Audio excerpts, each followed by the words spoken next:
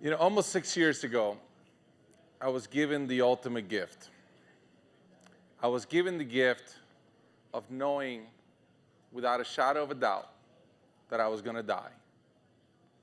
I was given 90 seconds to take inventory of my life without any suffering, without any anguish. And I was given a chance to come back and do it again. January 15, 2009 was a frigid day in New York City. That day I was flying back home to Charlotte, and as we were climbing to our cruising altitude, there was a loud explosion. Bam! I had a great seat that day. I was sitting on 1D. I was the only one who could really see the flight attendants.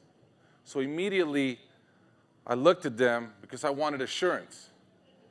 And the flight attendant looked at me and said, "No problem. We probably hit some birds." And she was probably right. We had already turned the plane around. We were heading back to LaGuardia. You could see New York City. But the plane was filling up with smoke, like bad barbecue smoke. It was really nasty. So it was birds. And you could hear the engine struggling, clack, clack, clack, clack, clack, clack, clack.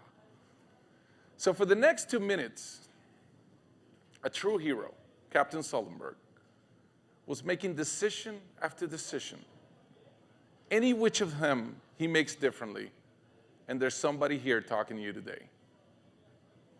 I love reading the transcript of his conversations with the tower, because it gives you the insight and the brilliance of the kind of decisions he made in split seconds that not only saved 158 lives, but perhaps saved lives of hundreds, if not thousands, on the ground. He first called the tower at LaGuardia and said, "I'm looking for clearance to return. I've hit some birds." Within 10 seconds, LaGuardia said, "Everything is stopped. Runway's waiting for you." He says, "I'm not going to make it to LaGuardia. Can I go to Teterboro?" It's the airport on the other side of the Hudson River. Within 10 seconds, they come back. Runway 103, Teterboro, clear.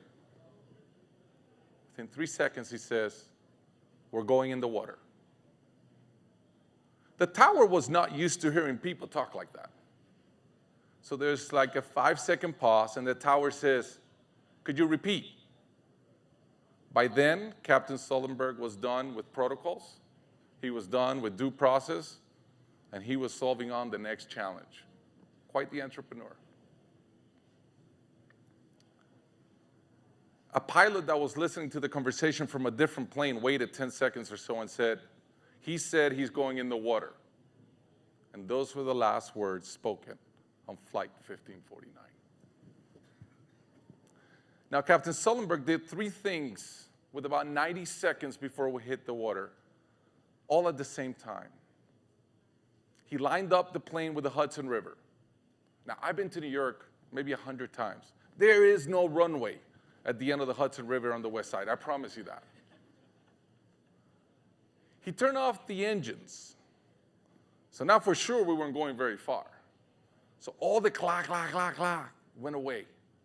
What is amazing is this massive cylinder floating in the sky, so peaceful, no noise. And then he said 3 words, just 3 words. The most unemotional 3 words I had ever heard. He said, "Brace for impact." I didn't have to talk to the flight attendant anymore. I could see her in her eyes. She was terrified. Brace for impact, as I've come to learn after the fact, it's code word for we ain't making it to an airport.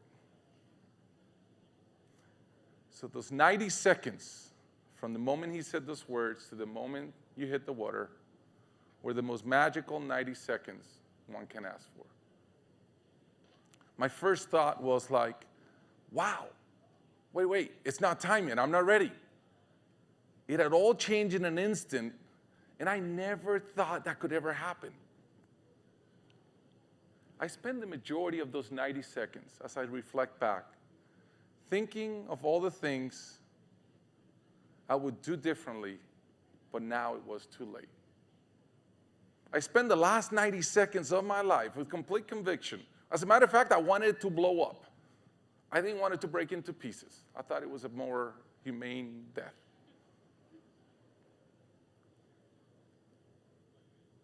I thought about the regrets. That's all I focused on. Interesting. You know, the first regret for me, and it was a sense of like, I have a bucket list. I haven't gotten to it. I have places I want to go. I want to meet some people I haven't met. As a matter of fact, I should say thank you to a few people, starting with my parents, the right way. I need to apologize to a bunch of people that I've probably done wrong. And I thought I had time. I had a wine cellar full of amazing wine. Someone else was going to drink my wine. Why did I wait it so long? Why did I think life was open-ended? It was over. I realized that I was living my life in a very busy way, but I was living for the future, not in the present. You know, in the last 6 years, I've had to replenish my bucket list a few times because I am living so intensely and so purposefully because of that experience. I've had all the conversations I wanted to have, and some of them twice, like my mom. And I joke that I now collect bad wines because I don't drink bad wines anymore.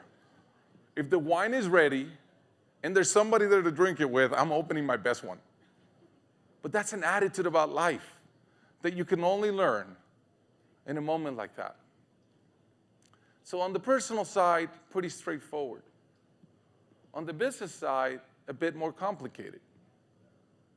You see, I had about 400 employees at the time, but a business that was thriving, very profitable, doing really well. But I also was living for the future. My goal all along was I want to make X amount of dollars. And when I get to that number, I'm done. And by the way, that number kept going up. But I was close. I thought I was really close. But deep inside, I loved what I was doing. I was passionate about it. I was learning. And I was conflicted about this notion of I'm living for the future, yet I really like the present. And I dug in. And I realized the contradiction. Contradictions don't exist. One of your assumptions is wrong. That's from Anne Atlas, I think Fountainhead, Ayn Rand. And what I realized is that my contradiction came from my grandfather. He come from Lebanon, moved to Puerto Rico, very successful entrepreneur, made a ton of money, decided that taxes were optional. Eventually the government kept calling and took away all his money. And as a kid, I never met my grandpa. I met the myth of my grandpa. As a kid, I said, I'm going to do right by my grandpa, and I'm going to do right by my dad. I'm going to make a lot of money, and I'm going to pay taxes, and I'm going to be done. And that's when I'm going to be happy, when I'm done. But yet, I had nowhere to go. I had nothing else I was passionate about. I love what I was doing. So I made a decision that I will no longer think about an outcome. I don't want to go public. I don't want to sell. I want to enjoy building a company. Crazy enough, you fast forward to today, almost 6 years later, we have 2,200 employees. And I would argue that that only happened, and that success only happened because I let go of the outcome and I focus on the climb. In the process, I built a basketball court in the middle of it. I have 2 great restaurants. I serve the best coffee. I'm going to enjoy my life in the present in my business. It's phenomenal. The second big aha for me on the plane flight happened as we were literally clearing over the George Washington Bridge. I wonder what those people thought, saying, holy cow, that plane is right above us. Literally, we cleared it by not much. You know, and I remember thinking, wow, I wasted an incredible amount of time in my life. I wasted an incredible amount of time in negative things with negative energy not being in harmony. I wasted an incredible amount of time on things that did not matter with people that did. Why? Why did I allow my ego to become so active? When did that humble kid from Puerto Rico that got here without knowing any English, where did he go? Why was I now so important? And I said to myself, when I came back, that I was going to leave with one motto, or one thought. As I was going to choose happiness over righteousness every time. I'm quick to apologize, even if I don't know what I did wrong. I did something wrong, it offended somebody. I am quick to empathize. Everybody has a story. But as important, I am quick to let go of negative energy. If you're a negative person, I don't want to be around you. I really have no desire. Well, personally, I can control that. In our business, a lot harder. Of the 400 people we had at the time, 1/3 were engineers and designers and coders, and they loved going to work. But we had a bunch of salespeople, about 2/3 of our people, and for them, it wasn't a great company to work for. Under my watch, we have built 2 cultures. Under my watch, some people were treated especially well, and other people felt like our business was not a great place for them. I decided that for me to be true to my experience, I was going to create one culture. When I announced this to our senior leadership, they looked at me funny. And I told them, I'm serious. I said, if we don't do this, we're going to find another CEO. I am that committed. 30 days later, the data was exactly the same. No one had changed any behaviors. I looked at all this stuff, and I called an emergency meeting at 7 p.m. at night. I don't do that. They were wondering if we were going public, if someone was buying us. They walked in, I didn't sit down. I said, you don't understand. We're either one culture or there'll be another CEO. But what I failed to tell you is that before there's another CEO here, all of you are fired. We're either one culture or we don't exist. I tell you, of our 2,200 employees, 44% of them are African American or Hispanics like me.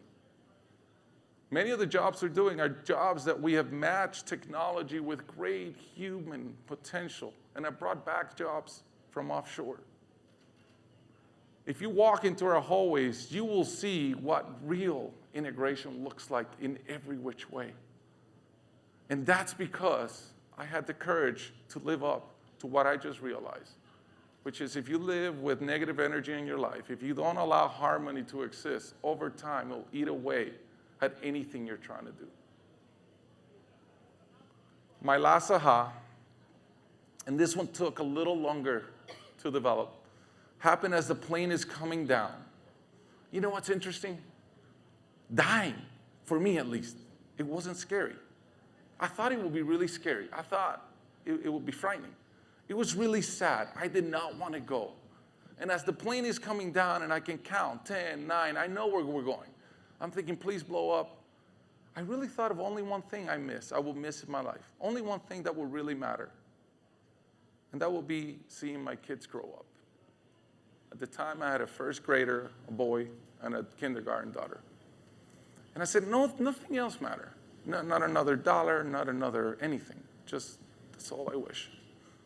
2 weeks later, I'm at a performance by my daughter, kindergarten performance, and I'm sitting right there. I shut up first. And I'm crying. I'm crying uncontrollably. I'm sure everybody around me thought I was crazy. I was crying because I was watching my girl grow up.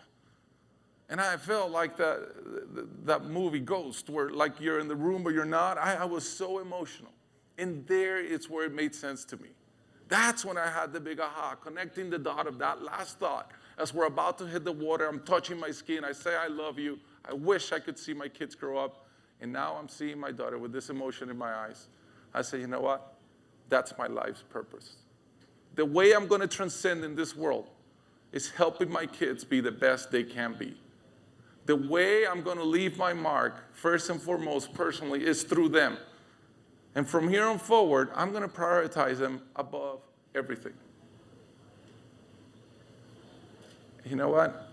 It's been an amazing, amazing experience. I work really hard by choice. But I am that I'm husband first and foremost. And I love that a lot more. But at work, that was also hard. It's easy. You commit to your purpose. What was our company's purpose? I no longer care to go public. I no longer care about the financial outcome. Why did we exist? And it wasn't for a few years that I realized what was that purpose. And to me, and this is what I talk about all the time now, I'm going to judge our success as a company by what our alumni does in the world.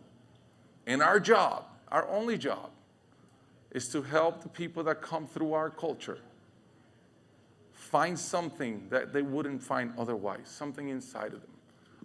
I meet with all our new employees. We started the year with 1,600 employees. We're 2,200 employees. I meet with them every Monday, all the new employees. And I start the same way every time. I said, today you drove here for the first day. There'll be a last day in a year or in 10.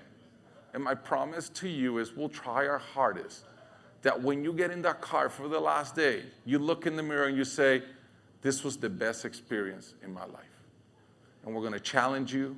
We're going to give you a chance to fail. We're going to support you. You're going to make great friends. You're going to have a great experience. You're going to build real intuition, which is really nothing else than having seen things before. And I love it. We have the most vibrant culture because our purpose is very clear. In closing,